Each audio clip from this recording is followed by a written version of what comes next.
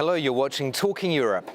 Now, in recent months, there's been so much focus on geopolitics, defense, and competitiveness that other important items haven't perhaps received the attention that they deserve.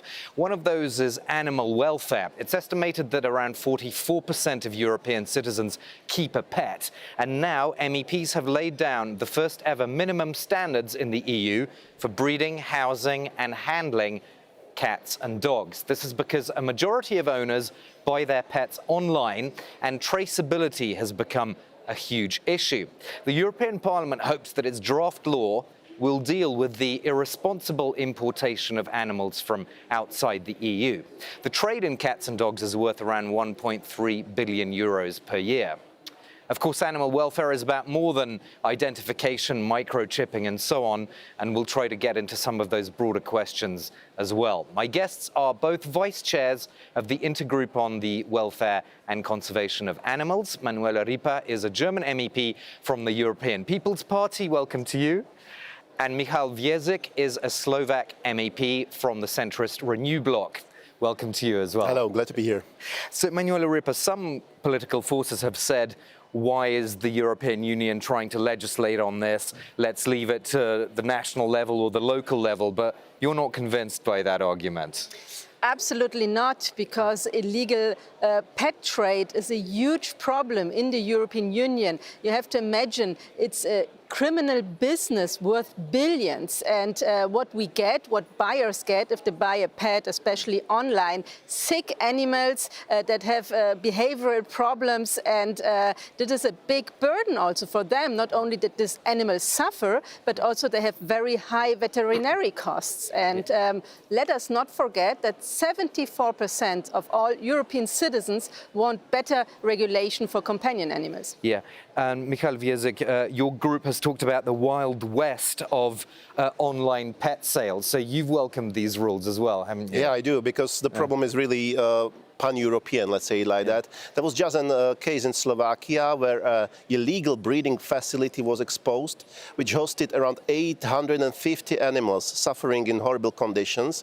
And all of these animals were produced, really produced, not breeded, but produced for Western European countries. So from Slovakia, they were exported probably for years to really be sold in a way of a black market, let's say like that. Right. One such animal could be sold for instance, 1,000 euro. So you just can imagine the scope of this illegal trade, the tax avoidance, and the suffering that is really part of this naughty business. And just to be clear, if somebody is buying this kind of animal online, they're not given the information. They are not aware about the background for sure, and they actually risk what Manuela stressed, that the animal will not be in a good condition, which usually is the rule. Yeah. So, Manuela Ripa, let's talk a bit about how this process actually works going forward, because obviously you worked a lot on closing the loopholes when it comes to things like microchipping and traceability, haven't you?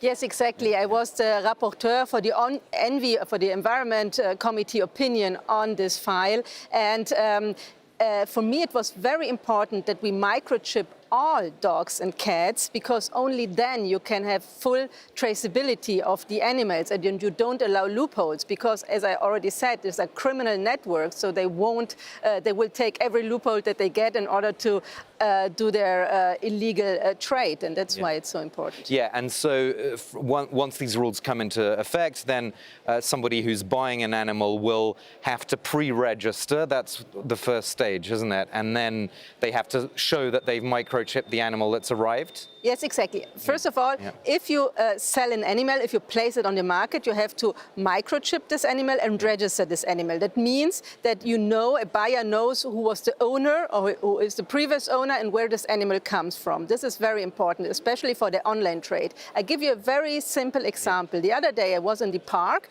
and I saw a woman, and it seemed that she had a rabbit, and I was thinking, what is she doing with a rabbit? But when I came nearer, it was a small puppy, and this was completely distressed. It had behavioral problems, and this woman was crying, and I said, I bought it online, and it's expensive. She spent more than 1,000 euros for it, and they gave it out of a trunk of a car to me, and I don't know where to go to. The police can't do anything, and this will stop, because you have to register this animal so you will know who the owner is. And when you do it online, you have a link where you can see that that this animal is registered. Yeah. And Mikhail Viezik, your party has talked also about more support to shelters and, stray animals. And that's, I think, linked to this whole discussion, because if we had more traceability, we would avoid perhaps some of the problems of stray animals. That's the one point. Yeah. And another point is that, of course, there will be infringement of this legislation. So the penalties will be there as well. Yeah. And we really think that it's important so that the penalties, the resources that can be extracted from the penalties will be channeled directly to all the shelter houses and all those people who really care for the abandoned animals.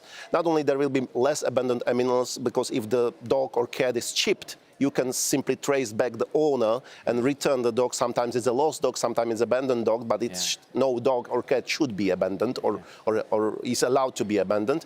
But on the other hand, the resources that are very much needed in the field for the shelters will be channeled this way by the member states. So it's also a huge improvement. I mean, abandonment is a huge issue. As you know, in France, for example, it's during these summer months that 60% of abandonment incidents actually happen. So it's something that really has to be addressed as well. Absolutely.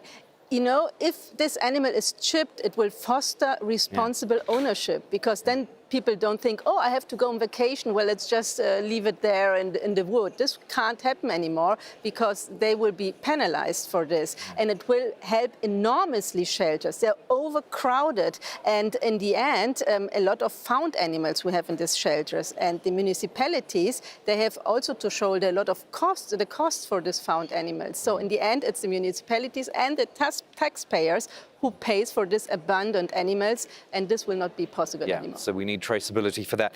I'm just wondering, do you think that these rules might also help to boost the whole broader animal welfare agenda when it comes to things like live transport of farm animals, caged animals, and all those sort of things as well? Well, it's definitely part of the package that was promised by the Commission to all of us, that it will put forward a package improving the animal welfare in general, not only for the companion animals, but for the farmed animals. Yeah. So we are currently working on a very important legislation or approval of legislation on live animal transports, but we are also expecting the Commission to represent us their proposals on caged animals, on furry animals, on testing animals and stuff like that, because it has been promised already very much in the previous mandate based on the demand that comes from public. So Commission is very strict on this.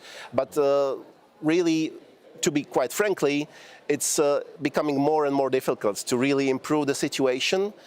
Even the Commissioner for Animal Welfare, we have now a Commissioner for Animal Welfare, which is also quite a lot of improvement, says that he is willing to properly implement the existing legislation and not to go that much into introducing a new one, which is quite a critical statement, because from what we know, the current legislation, even if properly implemented, is not fit for purpose for many aspects of, for instance, animal transport, where it simply induces a lot of suffering, which is unacceptable. So we cannot go on, we cannot improve the situation without new regulations. Yeah, so there's two issues there, I guess, is better enforcement of existing legislation and the need for new legislation as well. Where do you stand on those 2 points?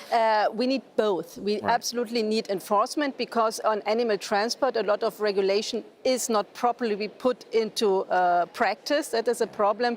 But we also have to limit the transport period, the transport hours. This is also something that we need to take. Yeah, that's right, because there was an inquiry that showed that in some member states that period was not actually respected, the transport period. Exactly, not respected. But we also have to limit the time that animals are transported, especially very young animals. And so they need much more rest. And that's why also we need a new law on this one. And especially the most important thing, we need a level playing field in Europe who tackles this. Yeah.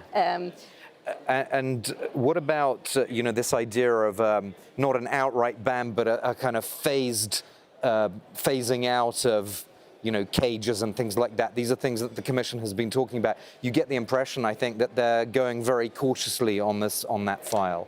Well, it might be useful, or it might be really logical, because sometimes the implementation of the regulation really requires a lot of effort, and the situation differs from member states to member states. So these transition periods are really very much needed. Yeah. Actually, the logic behind it is that the transition period should not allow the continuing of the false practice, but really allow for the preparing of the new one, you know, the new conditions.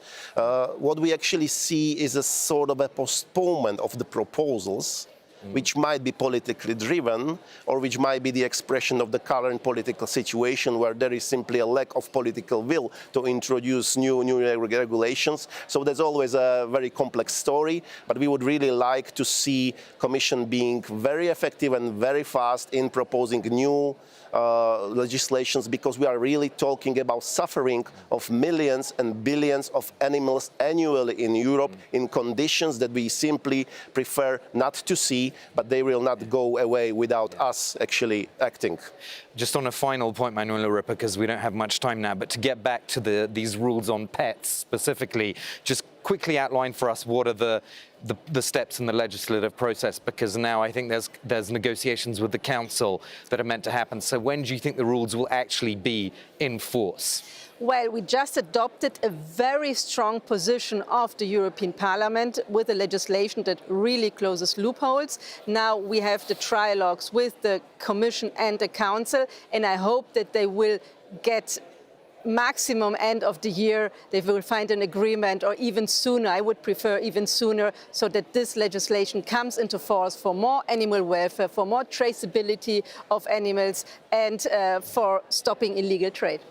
Okay, we'll end it there. Thank you so much to my guests, Michal Wiezik and Manuela Ripa, for this important discussion on animal welfare in the European Union. Do stay tuned to us here on France 24.